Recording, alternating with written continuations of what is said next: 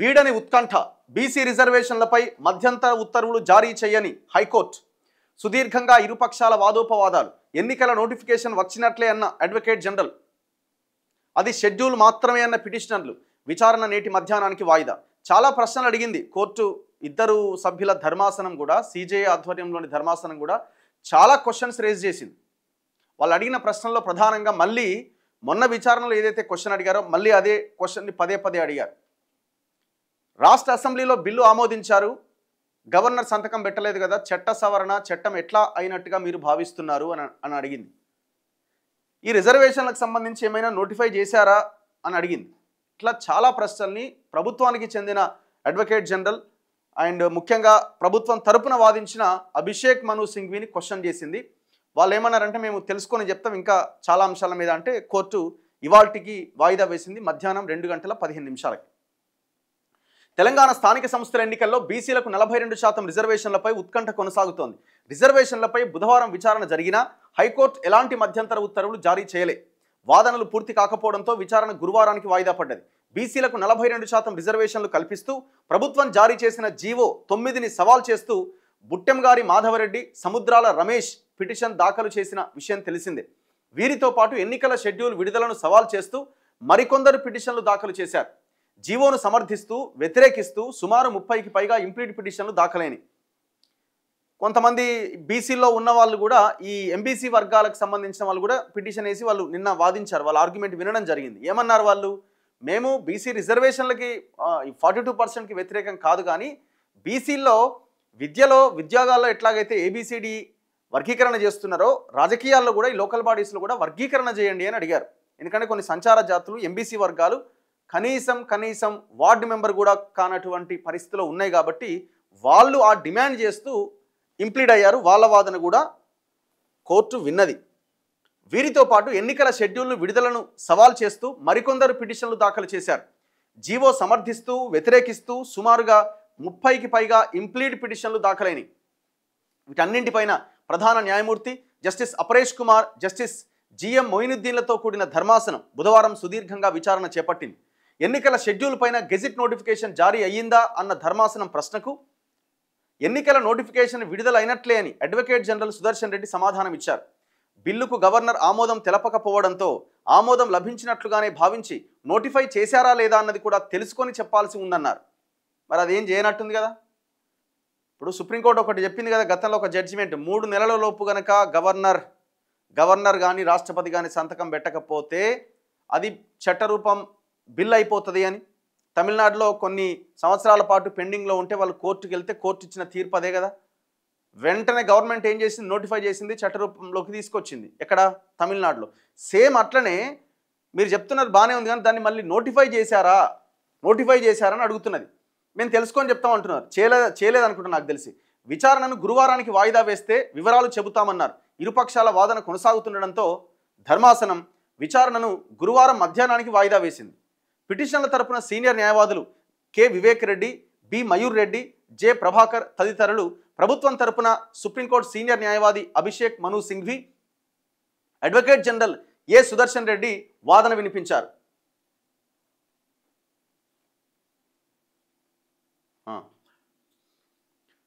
సొంత చట్టం సుప్రీంకోర్టు తీర్పుల ఉల్లంఘన పిటిషనర్లు వాదించారు. ప్రభుత్వం తీసుకొచ్చిన జీవో ద్వారా, అంటే నిన్న కోర్టులో ఏం జరిగిందన్న దాని గురించిన బ్రీఫ్ అన్నమాట ఇది. ప్రభుత్వం తీసుకొచ్చిన జీవో ద్వారా రిజర్వేషన్లు 67%కి చేరుతాయి. 42% బీసీలకు చూసుకుంటే 18%, ఎస్సీలు 10%, మొత్తం చూస్తే దాదాపు 67% అవుతుంది. ఇది రాష్ట్ర ప్రభుత్వం 2018లో తెచ్చిన సొంత చట్టానికి, అంటే పంచాయతీరాజ్ చట్టం 2018కి, సుప్రీంకోర్టు తీర్పునకి, ఇందిరా సహాని కేసు లేకపోతే ఇంకా కె కృష్ణమూర్తి కేసు, ఇవన్నింటి తీర్పులకు చూసుకుంటే ఇది విరుద్ధంగా ఉన్నది. పంచాయతీరాజ్ చట్టం సుప్రీంకోర్టు తీర్పుల ప్రకారం రిజర్వేషన్లు 50%కి మించడానికి వీల్లేదు. కృష్ణమూర్తి కేసులో 50% దాటడానికి వీల్లేదని సుప్రీంకోర్టు పేర్కొన్నది. మహారాష్ట్రలో ఇలాగే రిజర్వేషన్లు కల్పించినప్పుడు కృష్ణమూర్తి కేసులో పేర్కొన్నట్లు ట్రిపుల్ టెస్ట్ చేయకపోవడాన్ని సుప్రీంకోర్టు తప్పుపట్టింది. రిజర్వేషన్లు 50% దాటితే ఎన్నికల సంఘం నోటిఫికేషన్ జారీ చేయరాదని పేర్కొన్నది. ఇక్కడ రాష్ట్ర ప్రభుత్వం ఏకసభ్య కమిషన్ను ఏర్పాటు చేసి దాని నివేదిక ఆధారంగా రిజర్వేషన్లు పెంచుతూ ఉత్తర్వులు ఇచ్చింది. ఇప్పటి వరకు ఎన్నికల షెడ్యూల్ మాత్రమే విడుదలైంది. ఎన్నికల నోటిఫికేషన్ జారీ కాలే. చట్టం తీసుకురాకుండా రిజర్వేషన్లు కల్పించే అధికారాన్ని రాజ్యాంగ అధికరణ 243D ప్రభుత్వానికి ఇవ్వలేదు. రిజర్వేషన్ల బిల్లు గవర్నర్ ఆమోదం పొందనందున చట్టరూపం దాల్చలేదు. ఒకవేళ ఆమోదం పొందినా రిజర్వేషన్లు 50% దాటకూడదు. మహారాష్ట్రలో ఇదే కారణంతో చట్టాన్ని సుప్రీంకోర్టు కొట్టేసింది. సో ఆనాడు ఏం చెప్పిందంటే కోర్టు ట్రిపుల్ టెస్ట్ చేయాలని చెప్పింది. ఆ ట్రిపుల్ టెస్ట్లో ప్రధానమైంది ఏకసభ్య కమిషన్ ఒకటి వేయాలి.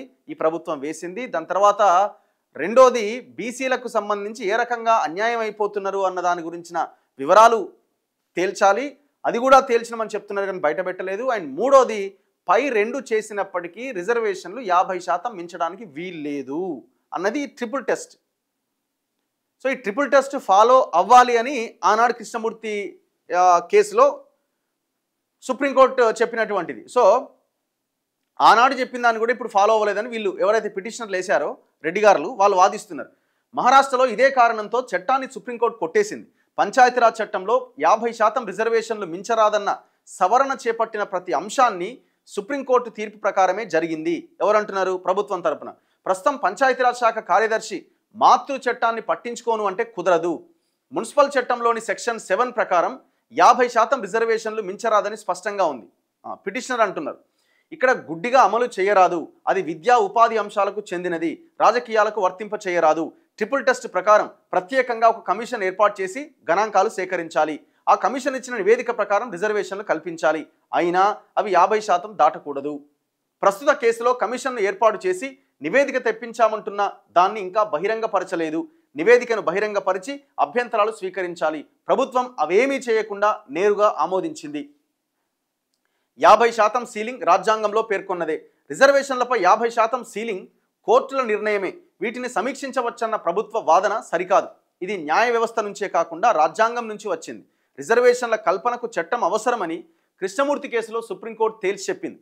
రాకేష్ కుమార్ కేసులో ఈశాన్య రాష్ట్రాలైన అరుణాచల్ ప్రదేశ్, నాగాలాండ్, మేఘాలయ, మిజోరం వంటి వెనుకబడిన రాష్ట్రాలకు మినహాయింపునిచ్చింది. షెడ్యూల్డ్ ప్రాంతాల్లో ఎస్టీలకు ఆ మినహాయింపు ఉన్నది. బీసీలకు అలాంటి మినహాయింపు లేదు. 1987లో 44% రిజర్వేషన్లు కల్పించగా సర్వే నివేదికను వెల్లడించలేదన్న కారణంగా హైకోర్టు కొట్టేసింది.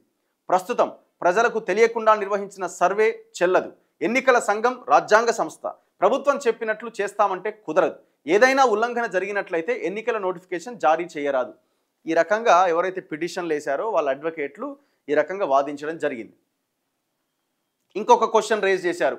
బీసీలకేమో 2024లో చేసిన కులగణన ఆధారంగా జనాభా లెక్కలను తీసుకున్నారు. ఎస్సీ ఎస్టీలకు మాత్రం 2011 గణాంకాలు ఎట్లా తీసుకుంటారు? మరి వాళ్ళది కూడా కులగణన ప్రకారంగా తీసుకోవాలి కదా అన్నది ఇంకొక క్వశ్చన్. ఇది రాజ్యాంగ విరుద్ధమని వాదించారు వాళ్ళు. రాజ్యాంగంలో నిషేధం లేదు. రిజర్వేషన్లు శాసనసభలోని ఎవరైనా Abhishek Manu Singhvi supreme court advocate, Congress party leader, ఆయన తెలంగాణ నుంచి ఆయనకి రాజ్యసభ ఇచ్చారు. ఆయన మాట్లాడుతున్నారు రిజర్వేషన్లను శాసనసభలోని అన్ని పార్టీలు ఏకగ్రీవంగా ఆమోదించి బిల్లును ఆమోదించాయి. పిటిషనర్లు జీవోను సవాల్ చేశారు కానీ చట్టాన్ని సవాల్ చేయలే. అంటే ఇచ్చిన జీవోని సవాల్ చేశారు కానీ చట్టాన్ని సవాల్ చేయలేదు అంటున్నాడు. ప్రస్తుతం మధ్యంతర ఉత్తర్వులు అవసరం లేదు. రిజర్వేషన్లు 50% దాటరాదని రాజ్యాంగంలో ఎక్కడా నిషేధం లేదు. సుప్రీంకోర్టు వెలువరించిన తీర్పుల ప్రకారం ప్రభుత్వం జనాభా గణాంకాలు కూడా సేకరించింది. ఏకసభ్య కమిషన్ ఇచ్చిన నివేదిక ఆధారంగా విధాన నిర్ణయం తీసుకునే అధికారం ప్రభుత్వానికి ఉన్నది. ఆ నివేదిక ఆధారంగా బీసీలకు 42% రిజర్వేషన్లు కల్పించాలని ఫిబ్రవరిలో రాష్ట్ర మంత్రిమండలి తీర్మానం చేసింది. ఆగస్టులో శాసనసభ ఏకగ్రీవంగా ఆమోదించింది. రిజర్వేషన్ల కల్పన గణాంకాల ఆధారంగా శాస్త్రీయంగా, సాంకేతికంగా వివిధ దశల్లో అధ్యయనం, విశ్లేషణ తర్వాతే ఇదంతా జరిగింది అని ప్రభుత్వం వాదించింది. పరిస్థితుల ఆధారంగా రిజర్వేషన్లు ఇవ్వచ్చు. ఇట్లా అందరూ దీని మీద నిన్న ఆర్గ్యుమెంట్స్ వినిపించడం జరిగింది. కోర్టు ఏం అడిగింది? కోర్టు ప్రభుత్వాన్ని కొన్ని క్వశ్చన్స్ రేజ్ చేసింది. ఏమని అడిగింది? గవర్నర్ గడువు తీరిన నిర్ణయం వెలువరించకపోతే బిల్లులు ఆమోదం పొందినట్లుగా భావించాలి అని చెబుతున్నారు. అలా భావించినప్పుడు ఆ చట్టాలు ఏమైనా నోటిఫై చేశారా? వాటికి నోటిఫికేషన్ జారీ అయిందా? 3 నెలల్లోపు కనుక గవర్నర్ కానీ రాష్ట్రపతి కానీ దాని మీద ఏ నిర్ణయం తీసుకోకపోతే అది చట్టరూపం దాలుస్తుందని గతంలో సుప్రీంకోర్టు ఇచ్చిన జడ్జిమెంట్. సో దాని తర్వాత దాని మీద 5 సభ్యుల ధర్మాసనం వేశారు. దాని మీద ఎంక్వైరీ జరుగుతున్నది. అది కానీ ఆల్రెడీ ఒక జడ్జిమెంట్ ఇచ్చున్నది. మరి ఇప్పుడు మీరు అది చెప్తున్నారు బాగానే ఉన్నది కానీ మరి దాన్ని ఓకే చేస్తూ ఆ చట్టాన్ని ఓకే చేస్తూ నోటిఫై ఏమైనా చేశారా అని అభిషేక్ మను సింఘ్విని అడిగింది. ఆయన ఏమంటుండు, ఆర్డినెన్స్ను మార్చిలో బిల్లును ఆగస్టులోనే పంపినా గవర్నర్ ఆమోదించలేదు. ముందు ఆర్డినెన్స్ తీసుకొచ్చారు కదా, సేమ్ ఇదే 2 బిల్లులకు సంబంధించి పంచాయతీరాజ్ చట్టం 2018 సవరిస్తూ సంతకం పెట్టలేదు. దాని తర్వాత మళ్ళీ అదే బిల్లును ఆగస్టులో పంపిన గవర్నర్ ఆమోదించలేదు. అంటే మళ్ళీ తర్వాత 2 బిల్లులు అసెంబ్లీలో పెట్టి అసెంబ్లీలో అన్ని పార్టీలు ఆమోదించి మళ్ళీ పంపారు, అది కూడా ఆమోదించలేదు. తమిళనాడు కేసులో సుప్రీంకోర్టు తీర్పు ప్రకారం వాటిని ఆమోదించినట్లుగానే భావించాలి, అయితే ప్రభుత్వం వాటిని నోటిఫై చేసిందో లేదో అడ్వకేట్ జనరల్ చెప్పాలి. ఆయన కూడా ఏమన్నారంటే నాకు కూడా తెలియదు, నేను మళ్ళీ అడిగి చెప్తాను. అది మరి తెలుసుకోకుండా ఎట్టొచ్చారు. రిజర్వేషన్లపై నిర్ణయం తీసుకునే ముందు ట్రిపుల్ టెస్ట్ అమలు చేయాలని వికాస్ కిషన్ రావు గవాలి కేసులో సుప్రీంకోర్టు పేర్కొన్నది. ఇట్లాంటి రిజర్వేషన్లు అమలు చేసే ముందు ట్రిపుల్ టెస్ట్, నేను ఇంతకుముందు చెప్పిన ఏకసభ్య కమిషన్ వెనకబాటుతనం ఏ రకంగా జరిగిందో దానికి సంబంధించి నిరూపించాలి. మూడోది 50% దాటొద్దు. ఇందులోనే రిజర్వేషన్లు 50% మించకూడదు అని పేర్కొన్నది కదా, మరి స్థానిక సంస్థల ఎన్నికల్లో 50% మించి ఎలా చేస్తారు అని క్వశ్చన్ అడిగింది. అప్పుడు అభిషేక్ మను సింఘ్వి అంటున్నాడు, గవాలి కేసులో ప్రత్యేక కమిషన్ ఏర్పాటు కాలేదు, అక్కడ ట్రిపుల్ టెస్ట్లో భాగంగా ప్రత్యేక కమిషన్ను ప్రభుత్వం ఏర్పాటు చేసింది, అదనంగా ఒక కమిటీని కూడా ఏర్పాటు చేసింది. వీటి సిఫార్సుల మేరకే రిజర్వేషన్లపై ప్రభుత్వం నిర్ణయం తీసుకుంది. ఎక్కడ? మన దగ్గర. రిజర్వేషన్లు 50% దాటకూడదన్నప్పుడు ఈ గణాంకాల సేకరణ ఎందుకు అని ఆయన ఎవరు? అభిషేక్ మను సింఘ్వి. థర్డ్ క్వశ్చన్, వివిధ ప్రాంతాల్లో జనాభా రకరకాలుగా ఉంటారు, అయితే రాష్ట్రాన్ని అంతటినీ ఒకే యూనిట్గా పరిగణలోకి తీసుకొని 42% రిజర్వేషన్లు కల్పించారు. కమిషన్ నివేదిక ఇచ్చినప్పుడు దీన్ని ఆలోచించి ఇచ్చిందా లేదా ప్రభుత్వం ఆమోదించిందా? బేసిక్గా ఇది మనం మొన్న ఐఏఎస్ నరహరి గారు, మధ్యప్రదేశ్ ఐఏఎస్, మన తెలంగాణ వ్యక్తే, ఆయన ఇంటర్వ్యూలో కూడా ఇదే విషయాన్ని చెప్పారు. మీరు టోటల్ స్టేట్ని యూనిట్గా తీసుకొని చేశారు, ఇట్లయితే కష్టమవుతుంది రిజర్వేషన్ రావడం అన్నది, కోర్టులు ఒప్పుకోవు. గ్రామము యూనిట్గా తీసుకొని అక్కడ ఎస్సీల జనాభా ఎంత, ఎస్టీల జనాభా ఎంత, బీసీల జనాభా ఎంత, ఓసీల జనాభా ఎంతో చూసి దాని ప్రకారంగా రిజర్వేషన్లు కేటాయించండి అన్నది ఒకటి. సో ఇప్పుడు కోర్టు అడుగుతున్నది కూడా అదే, మొత్తాన్ని ఒకే ఘాటిని ఎట్లా కడతారు మీరు? ఒక జిల్లాలో, ఒక మండలంలో, ఒక గ్రామంలో జనాభా రకరకాలుగా ఉంటుంది కదా అని కోర్టు అడిగింది. అప్పుడు ఆయన ఏమంటుండు, జిల్లాలు మండలాల వారీగా రిజర్వేషన్ల కేటాయింపు ఉండదు, అలా చేస్తే మరిన్ని సమస్యలు ఎదురవుతాయి, రాష్ట్ర వ్యాప్త సగటును పరిగణలోకి తీసుకొని ప్రభుత్వం నిర్ణయం తీసుకుంది. కానీ మధ్యప్రదేశ్లో వాళ్ళు చేసిరట, వాళ్ళకి యాక్చువల్గా 14-15% వస్తే 34% ఆయా మొత్తం ఓవరాల్గా తీసుకొచ్చే ప్రయత్నం చేసిరట. కమిషన్ నివేదిక సమర్పిస్తే దాన్ని ప్రచురించి బహిరంగపరచాలి అని, నివేదిక పైన అభ్యంతరాలు స్వీకరించాలంటున్న దానిపైన మీ సమాధానం ఏంటి అని కోర్టు అడిగింది. కమిషన్ నివేదికను బహిరంగపరచాల్సిన అవసరం లేదు, ఇది పూర్తిగా ప్రభుత్వ విధాన నిర్ణయం, ఆ నివేదిక పైన అసెంబ్లీలో చర్చించిన తర్వాతే బిల్లు ఆమోదం పొందింది. అంటే ఆ ఏకసభ్య కమిషన్ ఆయన ఎవరు? భూసాని వెంకటేశ్వరరావు ఎవరో ఉన్నారు కదా, ఆయన ఆధ్వర్యంలో వేసినటువంటి కమిషన్ రిపోర్టు, డెడికేటెడ్ కమిషన్ రిపోర్ట్ని పబ్లిక్ డొమైన్లో పెట్టలేదు, వై అని కోర్టు అడిగింది. పెట్టాల్సిన అవసరం లేదని అభిషేక్ మను సింఘ్వి చెప్తున్నారు. ఓవరాల్గా సో ఈ డిబేట్ నిన్న కోర్టులో జరిగింది. ఏం జరిగింది చివరికి అని అంటే, ఆయన అడ్వకేట్ జనరల్ అన్నాడు కదా, మాకు రేపు సమయం కావాలి, మేము చెప్తాం మిగతా విషయాలంటే, రేపు అంటే ఇవాళ మధ్యాహ్నం 2:15 మళ్ళీ సభ సమావేశమై చర్చించబోతున్నది.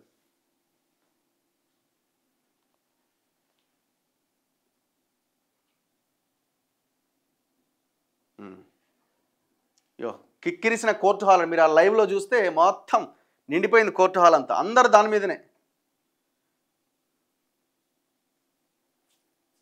అయితే ఇక్కడ విషయం ఏంటంటే, గవర్నమెంట్ మాత్రం నోటిఫికేషన్ ఇవ్వడానికే ముందుకెళ్తున్నది.